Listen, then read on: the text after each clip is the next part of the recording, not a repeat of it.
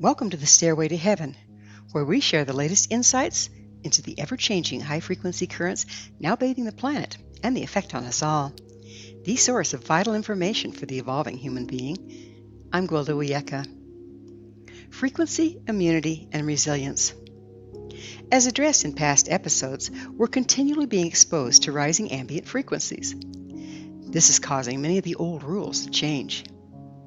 Among those being affected are immunity and resilience. With higher frequency comes greater mobility. Greater mobility affords us the luxury of adapting more quickly. Adapting more rapidly greatly enhances immunity and resilience. Naturally, there's a fly in the ointment. In the hunter-gatherer era, each would see to their own, gathering what they needed as they needed it from what was at hand. Today, the earth can no longer sustain us in that way. As populations increased, we've had to diversify. Farmers farm, factories make products, truckers deliver, and so on. Over time, to fulfill the basic needs of the masses, we developed industries and systems to manage them. Money was invented as a universal means of exchange, and there you have the world as we now know it. Slowly but surely, we removed ourselves from the natural order, the way life works, to our extreme detriment. The system served well enough for a while, until they took on a life of their own. We now live in a money-based world where wealth is the ultimate goal, rather than the health and well-being of the people. The current systems have benefited and thrived during the lower frequency times. At lower frequency, we're subject to rather than in control of our experience. As a result, we're dependent upon the systems to survive. This leaves us controllable and more easily exploited. Over time, these systems have been imposed frequency restrictions designed to maintain the status quo. In a commerce-based system, we've been led to believe that we're only as good as the car we drive, the homes we own, and the clothes that we wear. Every waking hour is spent in the acquisitions game in order to measure up. This not only feeds the system with our life's blood, but drives us ever further from the natural order. We've become like hungry ghosts, always craving the latest greatest, never satisfied. Meanwhile, the simple things we really need, good nutrition, clean environment, fresh air, pure water, companionship, and love, fall by the wayside. This puts us under undue stress, eroding our immunity and our resilience. At this point, we have so many hidden frequency compromises in place, it's daunting. In the face of rising ambient frequency, every place our frequency is restricted creates drag. Drag wears things out, causing us to become less resilient. As a result, our health and eventually our lives are lost to frequency compromises. It's as simple and as complex as that. Now we find ourselves in a situation where we need to outsmart the systems. Before we can take advantage of the rising ambient frequency and evolve to our potential, we need to uncover and correct the hidden restrictions that prevent us from doing so.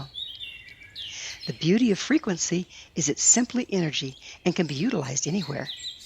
It's not like matter, which is already set in stone, so to speak, and exceedingly difficult to repurpose.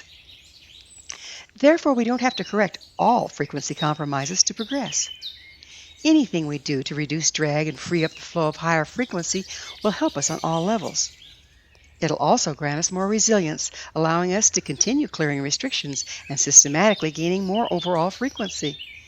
This will enable us to evolve to the point that we're in control of rather than subject to our systems. We'll be sustained by cooperating with our environment rather than destroying it. Sounds good, yes? So how do we accomplish this? With the understanding that nothing exists in a vacuum and all levels influence each other, let's break frequency compromises down into 4 major categories: physical, emotional, mental, and spiritual. Restrictions on the physical level have developed as we've gotten away from the natural order. As an example, food gathered in its season, grown by natural means, harvested locally, and promptly consumed, provides easily assimilated nutrition requiring little digestion and virtually no detoxification. When you pick an heirloom, non-GMO, organically grown carrot fresh out of your garden, wash it, and instantly munch it down, it's still full of life force, balanced to your location, and therefore provides high-frequency nutrition requiring little processing. Conversely, the carrots found in conventional canned soups are often genetically modified, grown in depleted, polluted soil, often thousands of miles away, fed chemical fertilizers, spread with pesticides, picked before they're ripe, doused in preservatives, shipped, and pressure canned with MSG, artificial colors, and flavors. By the time it gets to your table, it'll take more personal frequency to digest and detox all the chemicals than can be gleaned from consuming it. Now, not only does it overtax our system to detox all the unusable poisonous contents, what we don't have the energy to detox gets stored in our bodies, creating fat, toxicity, and drag. And that's just a carrot. Now multiply that by all the other GMO, non-organic, processed food you consume in a day, and you're starting to get the picture. Even more frightening, all the sugar and additives in processed food are quite addictive, making us crave more of them rather than wholesome natural food. It's a case of rapidly diminishing returns. Soon, the body doesn't have enough frequency to maintain physical health and is off to the medical system for some drugs to mask the resulting symptoms. Speaking of self-serving systems, it makes one wonder, what exactly is the Food and Drug Administration really policing? Our health? Or the food and drug industry's bottom line? As far as nutrition goes, you can never go wrong by sticking as close as you can to the way our hunter-gatherer ancestors ate. Let's consider the state of our drinking water. Municipalities still use chlorine to purify their water. There's a known carcinogen created when chlorine and organic matter are combined that remains in the water long after the chlorine evaporates. Fluoride is still added to much of our water, even though we're now discovering its negative toxic effects. Water is the universal solvent. Part of the function in water in our systems is to absorb and carry out toxins. If the water is already full of additives and chemicals, its ability to do so is greatly diminished. So, drink bottled water, you might say. But guess what? Plastic bottles leach a chemical that mimics estrogen in the system, causing premature puberty, breast cancer, and other undesirable side effects. It's way more expensive to install ultraviolet purification systems in water treatment plants rather than douse it with chlorine. Again, it's all about the money. So until we can abolish chlorine, fluoride, and many other harmful additives from our municipal waters, your best bet is to invest in a reverse osmosis water purifying system and drink out of glass or stainless steel containers. Also remember, our skin absorbs things into our systems, so be mindful of the ingredients in any cosmetics, lotions, and soaps that you use. I've gone into great detail about food and water because there is much that we can do to reduce drag through simple dietary and cosmetic choices. There are many other physical compromises we cannot immediately do anything about. Among those are air pollution, EMFs, thinning ozone layer, artificial lights, immunizations, environmental pollutants, radiation, virus, bacteria, and so on. However, the more places we can reduce drag and increase frequency, the more mobility we'll gain and the better we can compensate for the things we cannot change. If you think about it, it makes a lot of sense. The more mobility we have, the quicker our bodies can form antibodies to whatever bacteria or virus it's confronted with, lessening the impact of disease. The more efficient our systems, the faster it can remove toxins, further reducing drag. The higher frequency, it can mobilize itself to repair any damage we sustain from our environment and overcome wear and tear more rapidly. Because frequency is pure energy, our bodies can direct it wherever we need it most at any given time. On the emotional level, drag is created by denied, unprocessed emotions. Historically, our society has judged against emotional responses and not provided many avenues for us to process trauma. We're encouraged to get over it already and move on. Unfortunately, this causes us to deny what we feel and stuff it rather than process it. Those stuffed emotions accumulate over time, and it takes a huge amount of energy to keep them suppressed. Unprocessed emotions are stored in the body, creating physical restrictions to the natural flow of energy or frequency, causing more drag.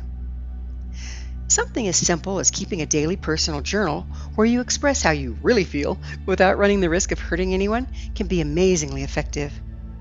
Remember, emotions don't have to be logical or even reasonable. It's just energy that needs to be set free, transmuted, repurposed, rather than jammed and denied. Some traumas require more support than simple journaling. Fortunately, there are many resources such as counseling, psychotherapy, and EMDR to assist our process. Processing is the key to unlocking the treasures hidden in every trauma. An example, a person that's been subject to domestic abuse may choose to transmute their experience by starting a domestic abuse support group in their community. However, if they've not processed their own experience, they run the risk of projecting their unprocessed trauma onto those they're trying to assist. This is not helpful and can even be damaging.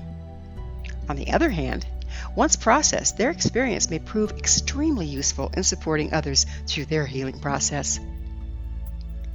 Mentally speaking, we're all subject to the propaganda we're indoctrinated into while growing up. From government and education to religion and traditions, every system has its premise designed to keep its members subject to the reality which serves that system. Frequency dictates reality, and reality dictates frequency. If we're locked into a mindset or belief system, we hold a limited frequency bandwidth and cannot transcend it. As we're being exposed to ever-expanding frequencies, our limited realities are being put under increasing pressure. The tendency is to hold tighter to our viewpoint, stick our head deeper in the sand, and polarize against all others. This is causing much of the unrest we're seeing in the world today. A more evolutionary approach would be to embrace all possibilities and with them the corresponding bandwidth of frequencies. This frees us to create the reality we want rather than be subject to the one that we have been indoctrinated into. The flexibility afforded by not polarizing against other viewpoints removes drag and frees us to create something new and more compatible with the frequency of our time. The key is to be willing to consider all possibilities, reevaluate our stance, and process through the things that prevent us from doing so. Which brings us to the spiritual or energetic component. The spiritual realm is greatly misunderstood and often overlooked, as it's commonly confused with religion or superstition. Yet it's at the spiritual or quantum level of life that manifestation begins. Becoming more aware of what we're doing with our energy at the quantum level is paramount as we enter higher frequency functioning. We're constantly interfacing with the quantum level of life and therefore are always manifesting something. Problem being, we're mostly manifesting unconsciously. And yes, sad to say, we've unconsciously manifested all those pesky systems we now find ourselves subject to.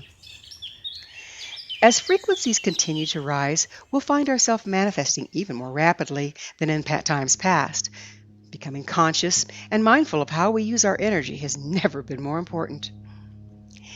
It takes us back to what's going on at the other three levels: physical, emotional, and mental. Every restriction found at these levels ultimately impacts the spiritual level, limiting and contaminating our manifestations. When operating at higher frequencies, we can increase our immunity by rapidly detoxing environmental toxins and correcting imbalances that cause physical illness. At higher frequencies, we have the capacity to process our feelings and recover from emotional trauma in a much more expedient and responsible manner. When our frequency is less compromised, we can reevaluate old belief systems and thought patterns, adapting to new data with ease. This frees us up to embrace the rapid changes with which we are now being confronted. The more rapidly we recover from any challenge, the greater our resilience. The clearer we become on all levels, the more we return to our true nature and rightful place in the circle of life. It is our nature to be immune to frequencies at any level, physical, mental, emotional, or spiritual, that are not in alignment with our best interest. It is our nature to be resilient. It is our nature to be co-creators of our reality, and it's our nature to love. Know the truth of yourself. This is the truth that will set you free.